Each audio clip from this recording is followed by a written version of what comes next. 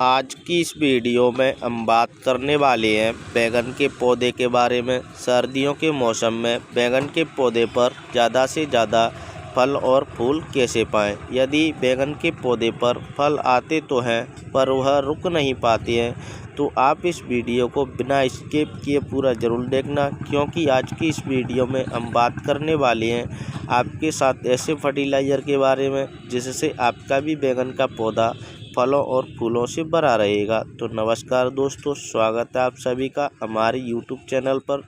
तो चलिए दोस्तों, वीडियो को शुरू करते हैं, जान लेते हैं सभी चीज़ों के बारे में। बैंगन के पौधे के लिए कौन सा खाद और कौन सा फर्टिलाइज़र बनाना है जिससे बैंगन का पौधा फलों और फूलों से भरा रहे। तो जैसा कि दोस्तों और आप सामने देख पा रहे होंगे, हमारे इस बैंगन के पौधे पर काफ़ी ढेर सारे फल आए हुए हैं। यदि दोस्तों इसी प्रकार से इस बैंगन के पौधे पर फल आते रहे तो शायद फलों की अनगिनत संख्या हो जाएगी और हमें कभी भी बाज़ार से बैंगन खरीदने की ज़रूरत भी नहीं पड़ेगी। तो जैसा कि आप सामने देख पा रहे हैं, हमारे इस बैंगन के पौधे पर एक ही जगह 2 से 3 फल आए हुए हैं।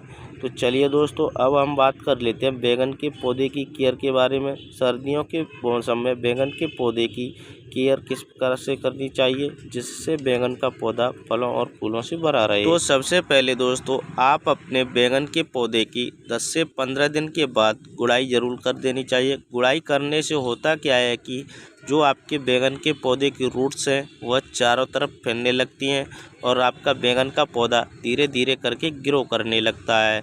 और गुड़ाई करने के साथ साथ आप अपने घरों में साधारण सी चीज़ यूज होने वाली जिसे हम नमक बोलते हैं, तो आप अपने बैंगन के पौधे में 50 ग्राम नमक यूज कर देना है और साथ ही साथ पानी भी यूज कर देना है। पानी आपको उतना ही यूज करना है जिससे आपके बैंगन के पौधे की जो सॉइल है उसमें नमी बनी रहे। यदि दोस्तों आप अपने बैंगन के पौधे में सर्दियों के मौसम में ज़्यादा पानी यूज कर देते हैं तो आपके बैंगन के पौधे पर फंगस लगने के चांस बढ़ जाती हैं, तो आपको पानी उतना ही यूज करना है। तो जैसा कि दोस्तों और आप सामने देख पा रहे होंगे, अब हम आ चुके हैं बैंगन के पौधे की रूट्सों की ओर। तो चलिए जल्दी से मैं इस बैंगन के पौधे की गुड़ाई करना शुरू कर देता हूं। तो जैसा कि आप सामने देख सकते हैं, मैंने यहां पर इस बैंगन के पौधे की गुड़ाई करना शुरू कर दिया है। तो गुड़ाई करते समय आपको एक चीज़ का भी विशेष ध्यान रखना है, आप अपने बैंगन के पौधे की ज़्यादा गहरी गुड़ाई बिल्कुल भी नहीं करनी है। यदि आप अपने बैंगन के पौधे की ज़्यादा गहरी गुड़ाई कर देते हैं तो आपके बैंगन के पौधे की जो रूट्स हैं वह कट सकती हैं और आपका बैंगन का पौधा धीरे धीरे करके सूख सकता है।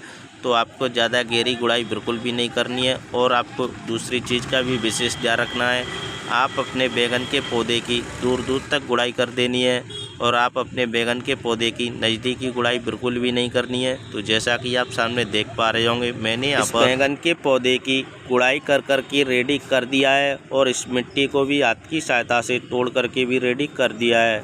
तो चलिए दोस्तों, अब हम बात कर लेते हैं बैंगन के पौधे के फर्टिलाइज़र के बारे में।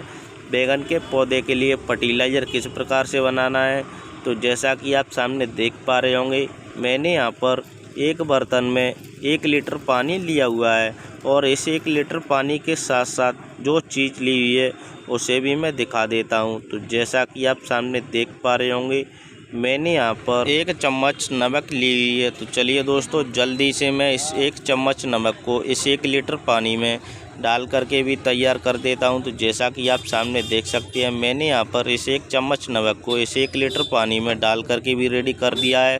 और इसी के साथ साथ जो दूसरी चीज़ ली हुई है वो मैंने यहां पर चाय की पत्ती ली है। इस चाय की पत्ती को भी मैंने यहां पर 1 चम्मच ली हुई है।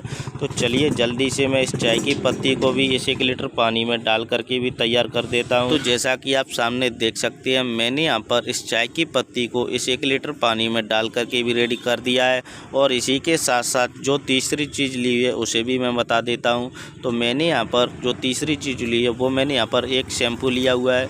तो चलिए जल्दी से मैं इस शैम्पू को हाथ की सहायता से कट करके इस 1 लीटर पानी में डाल करके भी तैयार कर देता हूं। तो जैसा कि आप सामने देख पा रहे होंगे, मैंने यहां पर इस शैम्पू को हाथ की सहायता से कट कर लिया है। तो चलिए जल्दी से मैं इस 1 लीटर पानी में इस शैम्पू को भी डाल करके भी तैयार कर देता हूं। तो जैसा कि आप सामने देख पा रहे होंगे, मैंने यहाँ पर इस शैम्पू को इस 1 लीटर पानी में डाल करके भी तैयार कर दिया है।